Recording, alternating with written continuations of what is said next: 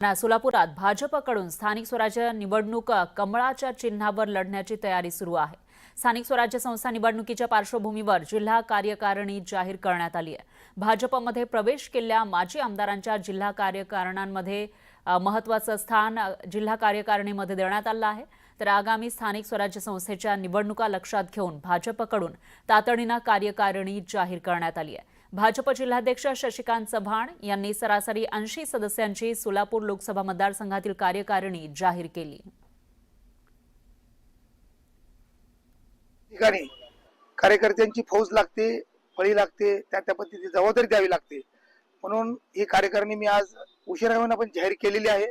कारण मागच्या परिसर बघितला तर काय पूर परिस्थिती होती, काही वारीचे विषय होता, अनेक विषयामध्ये जरा लांबलं, परंतु काही दिवसात 2 ते 4 दिवसामध्ये आचारसंहिता लागू शकते। परंतु कार्यकर्त्यांनी ताकदीने पळलं पाहिजे, कारण यापुढच्या निवडणुका ह्या जिल्हा परिषद, पंचायत समिती, नगरपालिका ह्या सर्व कार्यकर्त्यांच्या निवडणुका आहेत। त्या कार्यकर्त्यामध्ये उत्साह यावा, प्रत्येकाला जबाबदारी मिळावी, यासाठी ही तातडीने आम्ही आज ही जिल्हा कार्यकारिणी जाहीर केलेली आहे।